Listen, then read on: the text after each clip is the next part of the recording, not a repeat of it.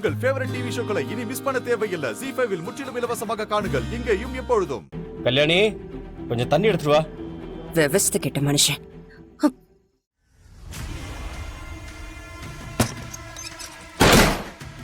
ஏய், கதவை ஏன் இப்படி சத்தமா சாத்துற?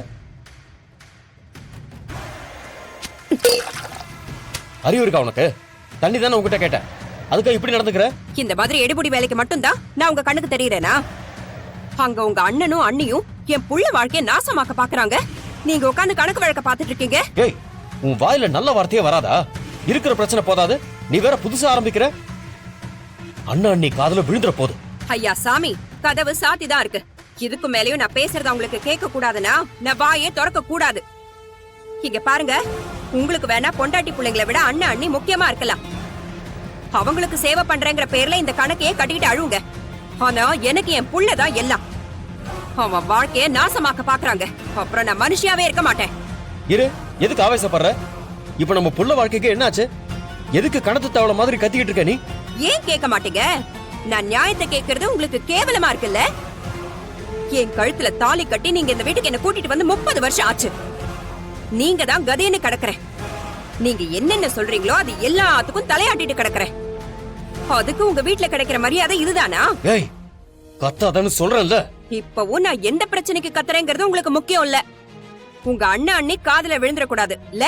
கல்யாணி, என்ன மிரட்டாதீங்க. நான் கேக்குற கேள்விக்கு முதல்ல பதில் சொல்லுங்க. உங்க அண்ணனுக்கு தம்பியா பதில் சொல்லாம உங்க பொண்டாட்டிக்கு புருஷனா, உங்க புள்ளைக்கு அப்பனா பதில் சொல்லுங்க. என்ன பதில் சொல்லணும்? அருளுக்கு எப்ப கல்யாணம் பண்ணணும், யார கல்யாணம் பண்ணணும்னு ஒரு அப்பா அம்மா நாம முடிவு பண்ணணுமா, இல்ல உங்க அண்ணன் அண்ணி முடிவு பண்ணணுமா? பதில் சொல்லுங்க.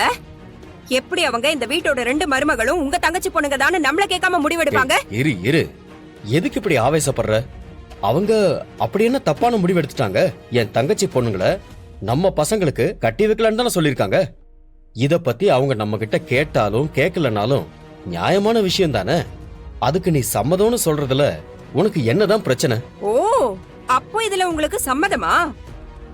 இங்க பாருங்க, உங்களுக்கு சம்மதமா கூட இருக்கலாம். ஆனா பெத்தவ எனக்கு சம்மதம் இல்ல. உங்களால எப்படிங்க இப்படி இருக்க முடியுது? உங்க தங்கச்சி புருஷன் அவங்க பொண்ண கரிகாலனுக்கு தான் கொடுப்பேன்னு ஒத்த கால்ல நிக்கிறாரு. மிஞ்சி இருக்கிறது ஒண்ணுத்துக்கும் பெறாத உங்க தங்கச்சி பொண்ணு நந்தினி தான். அவளை ஏன் புள்ள தலையில கட்டி வைக்கணும்னு பாக்குறாங்க. என்ன முட்டாள்னு நினைச்சிட்டாங்களா? என் மூச்சு இருக்கிற வரைக்கும் அதை நான் நடக்க விட மாட்டேன். இங்க பார் கல்யாணி, இன்னும் யாருக்கு யாருங்கிற முடிவு எதுவும் எடுக்கல.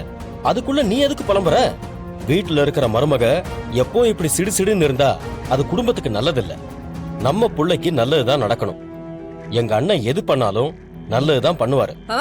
நல்லது பண்ணுவாரு நல்லது பண்ணுவாருன்னு நம்பிக்கிட்டே இருங்க. கடைசியில ஒண்ணும் நடக்க போறது இல்ல. நான் சொல்றத மட்டும் நீ கேளு, புரியுதா? பேசாம போய் படுத்து தூங்கு. எதுவா இருந்தாலும் காலையில பேசிக்கலாம். போ.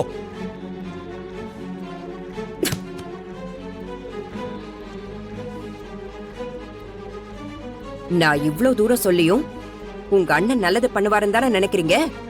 எது எப்படியோ ஒப்பனை முழுங்கிட்டு அடுத்த வேளை சோத்துக்கு கஷ்டப்படுற அந்த நந்தினிய என் மருமகளா மட்டும் நீங்கெல்லாம் ஆக்கணும்னு நினைச்சீங்கன்னா அதை நான் ஒரு காலமும் நடக்க விட மாட்டேன்.